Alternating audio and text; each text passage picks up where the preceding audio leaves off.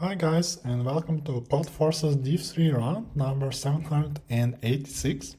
So as you can see, the contest is still running, but I already solved with all problems, so I figured why not record an editorial for those of you who maybe struggled a bit more with the problems. We'll go through my submissions for all problems. Problem A involved some integers. You're given two integers x and y. You wanted to multiply x by b 8 times and obtain y, or find one pair a and b, or tell that no such pair exists. So first of all, we can see that result of multiplying x by b 8 times will be b to the power of a times x, right? So we immediately see that y should be divisible by x. If y is not divisible by x, we can immediately say that there is no such pair. Otherwise, you can notice that to simplify the problem, we can set a to 1. And then you will just have like b times x is equal to y. So b is equal to y over x. So if y is not divisible by x, then it's impossible. Otherwise, you can perform one operation of multiplying by this quantity and you're done. So that's problem A. Problem B. In problem B, we were looking at Berlin language, which consisted of the following 650 words. We are given a word and we want to print its index. So the way I did it, I generated all of these words in order and for each word recorded its index. So you can see I have order, which is a mapping from strings to integers. For each word, it remembers the order. And then I just generate the strings. Remember the order and print it. So that's it. There are other ways to do it, but whatever. This is the solution that I came up with. In problem C, we were given a string of s consisting of several characters a only. And we were also given a string t. And we were allowed to replace a single a character with entire string of t. Like here we can replace a with a, which actually doesn't do much. But here we can replace a with abc. And here we can replace a with b. And we were tasked with finding how many different strings we can obtain. These three cases actually describe all possibilities. Like if you can replace a with a, then nothing happens and the answer is 1. If you can replace a with a longer string that contains a, then you can perform infinitely many replacements, right? You just replace a with a, abc, then a, abc, bc, etc. So you can keep going infinitely because the number of a's does not decrease and you can always perform an operation, and each operation, unlike this case, in this case each operation gives you a new string. So the answer is -1, which denotes infinity. Somewhere here they asked me to print -1. Otherwise, each letter a can be either replaced or not replaced, which leads to 2 to the power of length of s possibilities. That's exactly what I did. So if t is a singular a character, then no replacements are possible, or replacements are possible but yield the same string. Otherwise, if string t contains a but is not equal to a, then we can perform replacements infinitely. And the last case is we can replace or not replace every subset of characters of s, and there are 2 to the power of length subsets. So that's problem C. Problem D required to answer the question whether array can be sorted with the following algorithm. So first we took elements from the end of the array and placed it to the middle of the new array, and then we took elements from the middle and placed it to the end of new array.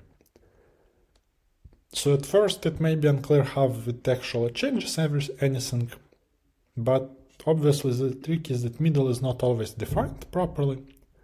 So they tell you if the length is odd and you have to insert, then you can choose where to insert. And if the length is even and you have to take, then you can choose which one to take. So if you write down what actually happens, then you can see that last two elements, they always end up being first and last element of the temporary array. The next two elements from the end will be the next two from the end points.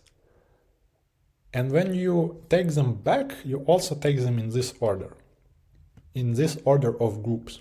So order of groups of 2 does not change. So the only thing that can change is the order in the group of 2.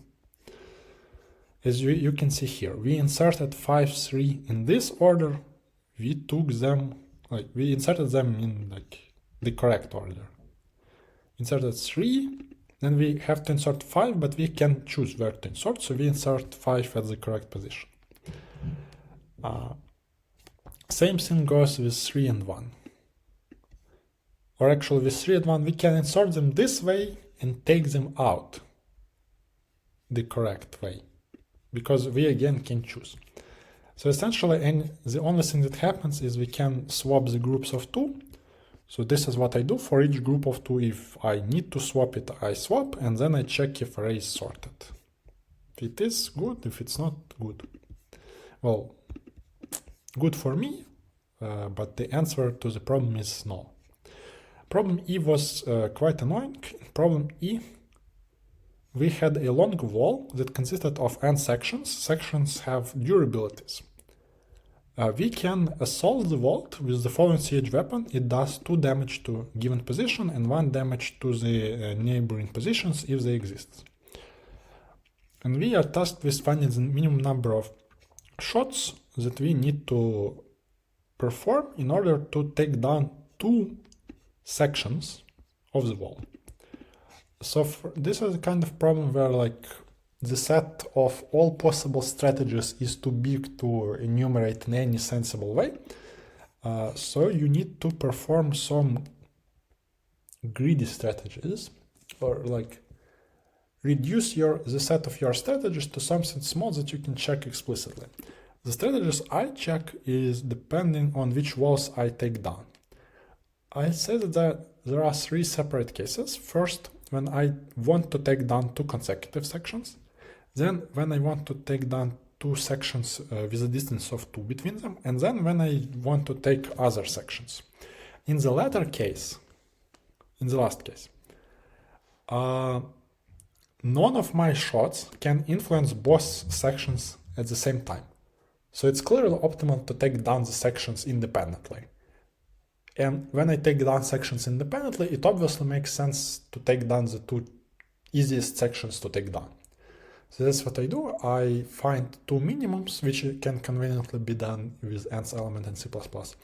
And for each element, I can calculate the number of shots necessary to take it down.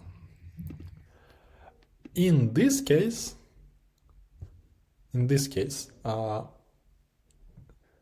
you can see that we can perform 3 operations. We can either shoot here, which deals 2 damage to this section and 0 damage to this section. We can shoot at I-1, that does 1 damage here and 1 damage here. Or we can shoot here, which does 2 damage here and 0 damage here.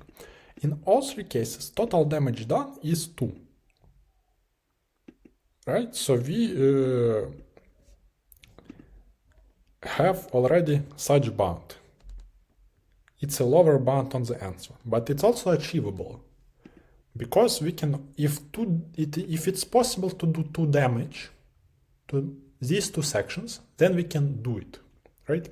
If it's either 2 and 0, then we can take 2 here. If it's 1 and 1, then we can take 1 and 1 by shooting in the middle. If it's 0 and 2, then we can take 0 and 2 by shooting here. So it's a lower bound of the answer, but it's also achievable. So we can consider a strategy with such a cost. Here it's a little bit more complicated. It actually took me forever to figure out, but eventually it worked.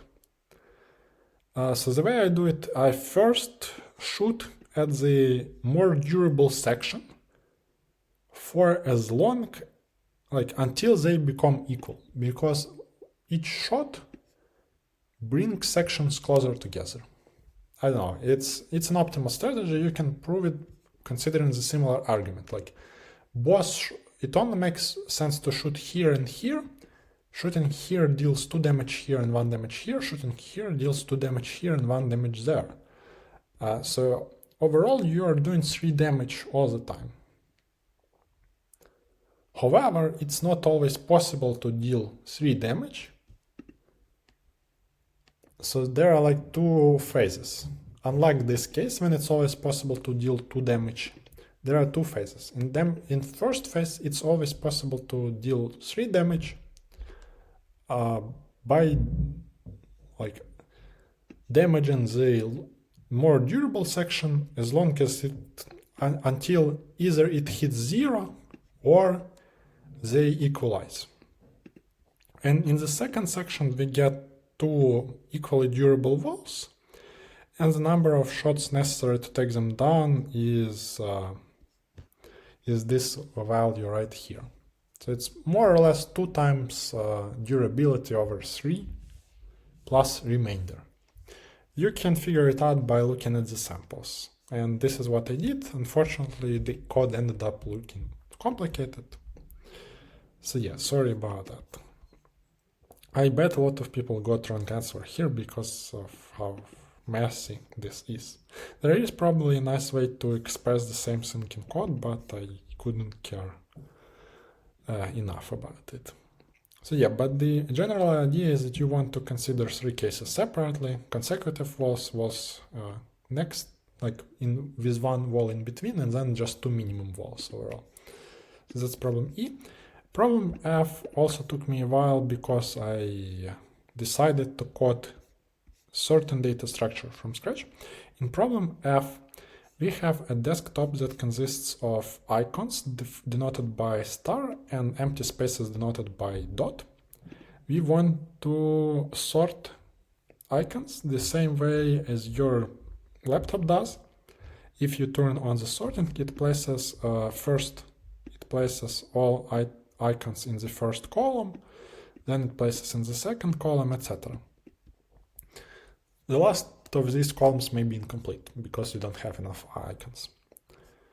The trick, we want to find the minimum number of drag operations, which obviously means that we take 1 icon and move it somewhere else. So we want to find the minimum number of drag operations that result in a good desktop. The way to do it for a static configuration is, there are also some queries, but queries are not important for the time being because there is a test case in which there are no queries, so we should be able to solve the problem without queries. This is always important observation. If you cannot solve the general problem, try setting some simplifying, and preferably simplifying the way that it is possible that they don't give us operations at all. Or maybe it's possible that they only give 1 operation. But either way, you have to be able to solve a static configuration, so let's try to solve static before we solve dynamic. For static configurations, you can see okay, there are 5 icons, so I know that in good desktop, they will occupy the entirety of the first column and then 1 spot here. So you can see that at the moment there is only 1 icon in the correct place and there are 5 in total, so I need 4 drag operations. And you figured out, by doing this, we figured out very important thing. Like we are basically concerned with counting how many icons there are in the good area. And that's it. Like then we just do some basic math, like take a number of empty spaces there and print it as an answer. So we are concerned with doing two things. First of all, counting how many icons there are in total. Because they like 5 icons means determines the shape of good desktop. So we need to count how many icons there are in total, and we also need to count how many items there are in good prefix. So both of these are like two-dimensional range sum queries. It's not technically a range, right? It's kind of got this incomplete last column or row, whatever way you look at it. But it obviously consists of two smaller rectangles, like so and like so. So two-dimensional range sum queries it is. We know the data structure that can perform two-dimensional range queries. It's a two-dimensional fanvic tree. So I went ahead and implemented fanvic tree, and then we just use it. And we also perform these dynamic operations. By the way, dynamic operations, I believe I haven't mentioned it, but dynamic operations and queries, they mean that we update, like add or delete some icons from the table. So fanvic tree can also handle this. We either delete a icon or add an icon, and then we like how many there are in total. Then we find the shape of this good desktop, and then we calculate how many are within already, and all the remaining ones we have to move. Unfortunately, it took me a while because I coded fanvic tree from scratch. I definitely should add it to my library. I sort of don't want to pollute my template because template, like you can see that my template is basically this and this. It leads, in my opinion, to very readable code. Like there isn't much to read, so it's not hard to read it. As opposed to people who have a gazillion defines in their code. Defines are evil. It's entirely other story, but still. So I'm debating whether I should add a bunch of stuff to my template or add to my library and then just copy paste them from library. I think I'll do the latter. Or maybe I'll make them into snippets so that I can copy paste them, but in a nicer way. Anyway, problem G. We are given a directed acyclic graph consisting of vertices, edges. We want to remove some edges in such a way that in degrees and out degrees of all vertices decrease. You may counter that, well, some in degrees may have been 0, how they can decrease. Well, in that case, they are allowed to stay zeros. And we are tasked with finding maximum. We need to remove edges. So in such a way that all in degrees and out degrees decrease or remain 0. And we need to find the maximum size of a qt set. Qt set is defined as there is a path between each pair of vertices, a like directed path. So to solve this problem, we needed to make two observations. First of all, what is a qt set? Minimal possible example of a qt set is a straight path. And all other edges are necessary. So we are tasked essentially with finding what is the maximum possible path that we can obtain. And that's it.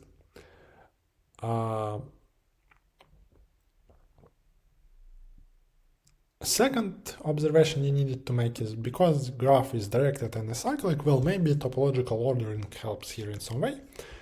And indeed it does. We can perform dynamic well, we can find topological order, which again I coded from scratch. I probably should add it to my library as well. I probably should start building a library. Because you hear me talking about adding things to library and don't hear me talking about using things that are already in the library. As you may have deducted, there is no library at the moment, so I should start building one. So anyway, I find topological ordering and I perform dynamic programming on it. For each vertex, I'll compute the length of the longest path starting in this vertex. So how such a path looks? Well, it starts at vertex u and then it goes to some vertex v that is in this, that such that there is an edge from u to v, and then if certain conditions are met, then we can use this path, the path that starts at v. It's obviously optimal to use the longest such path. So if, first of all, we need to actually check that we can retain the edge from u to v in the resultant graph. We can always do this if u has at least 2 outgoing edges. Because if u has only like 1 outgoing edge, then we have to delete it. Because remember, all out degrees must decrease.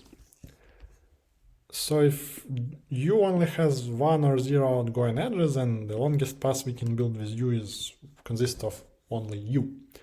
Otherwise, we can retain the edge uv by removing some other edge that goes out of u. I don't know which edge it is, but whatever edge, there is some edge because there is more than one, so we remove that other. Okay. Otherwise,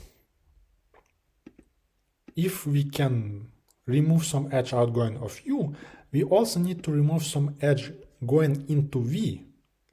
And for that matter, we computed in degrees of each vertex, and we check if v has more than one incoming edge, it means that we can retain the edge uv by removing some other incoming edge into v.